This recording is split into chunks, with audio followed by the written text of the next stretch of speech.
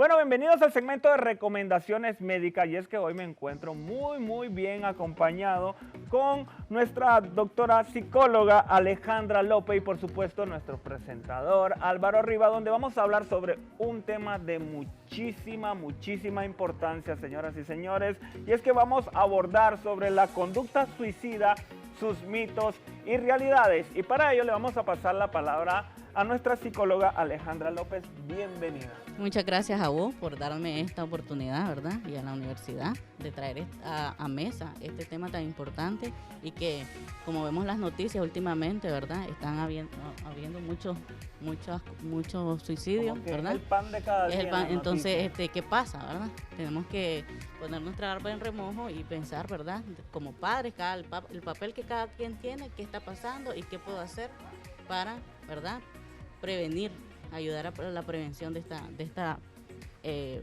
pandemia. Yo digo que es como pandemia, como un problema sociosanitario, ¿eh? De hecho, hemos visto últimamente cómo a raíz también, digamos, del COVID o de diferentes tipos de situaciones en los últimos años, se ha visto un poco más fuerte en esos cambios en las personas en cuanto a las emociones, que cada vez hay más suicidio, hay un poco más de incidencia en depresión. Sí. Hemos visto como poco a poco se ha ido como aumentando más y cada día escuchamos de casos y estadísticas respecto a eso. Entonces, algo que me llama la atención, suelen ser este tipo, por ejemplo, la conducta suicida, usted nos comentaba detrás de cámara, esto no es algo genético, no es algo un poco más allá, sino de una conducta meramente. Sí, tiene factores, ¿verdad?, de riesgo y protección que pueden ser, qué sé yo, tener algún índice en mi familia de casos así, ¿verdad?, de suicidio, pero no es un trastorno en sí, ¿verdad?, es una conducta, ¿verdad?, pero tenemos que valorar qué nos llevó, ¿verdad?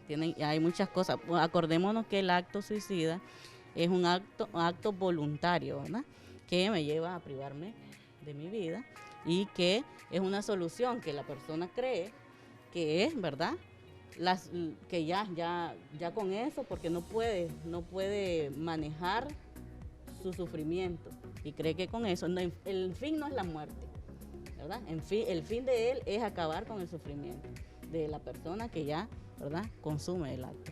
Cuando hablamos de la conducta suicida y ya definimos que no es un trastorno mental, esta conducta suicida se ramifica en 3 etapas, me había comentado. Sí. ¿Cuáles son?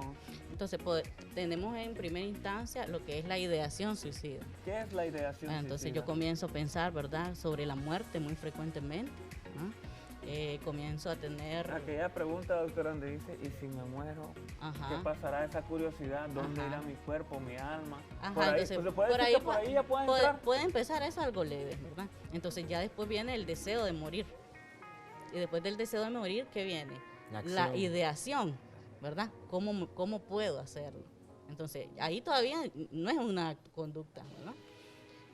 La segunda etapa es una tentativa o para suicidio, que se le dice, ¿verdad? Tentativa de homicidio. Hice algo, no lo logré, ¿no? Y entonces ya después la tercera etapa que hablamos es el acto consumado, que es el suicidio. ¿Se puede decir, doctora, que va a destacar? Vamos a salir un poquito del tema, es que él me dice, soy psicóloga, pero es que la costumbre de doctora, y es que cada vez que lo veo con una psicóloga. Es que cuando yo estoy practicando, que hablábamos tras cámara de que me comienzo a rayar para sentir dolor o para calmar o para tratar de saciar mi dolor, hay personas que se empiezan a rayar, se hacen 4 rayas, eso ya puede decir que es una tentativa. Sí, acordémonos que, ¿verdad?, los trastornos del ánimo, como la depresión, ¿verdad?, es un riesgo bien elevado para que yo vaya y cometa un acto de suicidio. Entonces, ¿qué me lleva a eso? Liberar un poquito el sufrimiento interno, porque sufren mucho las personas, ¿verdad?, que comienzan con eso, sufren mucho internamente. Y uno dice, no, hombre, y no penses en eso, no podemos decirle eso. Sí, sí. O sea, porque estamos disminuyendo el problema que él tiene y él está sufriendo, ¿verdad? Entonces, eso lo hacen para disminuir un poco su tensión, su dolor, y es una alerta, ¿verdad? Una primera alerta, ¿por qué? Porque yo comienzo con autodestruirme, ¿verdad? Y puedo hacer, ¿verdad? No me puedo hacer solo daño a mí, puedo buscar cómo hacer daño a otros para llamar la atención también, porque siempre hay alerta, ¿verdad? Uno lo comunica, aunque no no te digas, mira, mañana voy a, pero lo comunica como que se despide. Doctora, ¿quién se vuelve más susceptible ante una conducta suicida? Porque estamos leyendo un dato muy interesante que a nivel mundial son más de 800.000 personas que mueren a cargo de una conducta suicida entre las edades de 10 a 35 años. ¿Quiénes más susceptibles en cuestión de edades a la hora de una conducta suicida? Los adolescentes. Bueno, pero bueno, ¿A qué se cada debe? etapa tiene. Acordémonos que si queremos, desde el punto de vista de la prevención, ¿verdad? Si queremos evitar, ¿verdad? Que el adolescente se sienta solo, incomprendido, ¿verdad? Que pase por bullying y yo no hago nada. Entonces, todas esas cosas, esos factores, yo tengo que buscarlo, la prevención. Entonces, darle un seguimiento, ¿verdad? Tanto al pequeño, darle estabilidad emocional, igual al adolescente, seguridad, confianza, todo lo bueno que uno dice, ¿verdad? Pero que al final uno no lo practica con sus hijos, ¿verdad? Entonces tenemos que poner eso en tela de juicio, a ver cómo me estoy yo comunicando, cómo estoy sabiendo cómo está mi hijo en la escuela, qué piensa, qué siente, ¿no? Ahorita tomó un punto muy importante y es que a la hora de practicar y tratar esa manera, ese comportamiento de conducta suicida con un niño, hay muchos padres porque soy papá, en que a veces yo viví una experiencia de niño con mi hijo. Totalmente era un papá novato, por así decirlo, un papá principiante. Y de repente el niño andaba poniéndome por las paredes, dibujado una calavera y ponía, no sirvo. No. Y entonces, y yo comencé como, ¿y por qué andas por no? Y ponía Algo a lo eso. que hay que prestarle mucha atención. ¿Quién te está diciendo algo, verdad? Hay que comunicarse. ¿Quién te está diciendo eso? ¿O qué estás viendo en la televisión o en internet? ¿Verdad? Entonces vos tenés que, venir, buscar la forma, ¿verdad? A su nivel, jugando, a ver qué le pasa. Y si no podés ya descubrir, pues buscar ayuda más profesional. Así es. ¿Verdad? Porque si vos lo dejas pasar, te puede pasar en la adolescencia, ¿verdad? No, mi padre no me comprendió, nunca me preguntó, ¿verdad? Me siento solo, mi sufrimiento lo acabo, aquí ya estuvo. De hecho, es importante eso de que los padres deben de prestar mucha atención al tipo de comportamiento que van teniendo los hijos, porque como dice usted, a largo plazo puede ser mayor el riesgo, ya el daño va a estar tal vez Acordémonos que hecho. las etapas no es que de la noche a la mañana, ¿verdad? Las etapas vienen, traen su proceso, uno puede ser más largo, tan corto, entonces pueden pasar hasta años con ese pensamiento.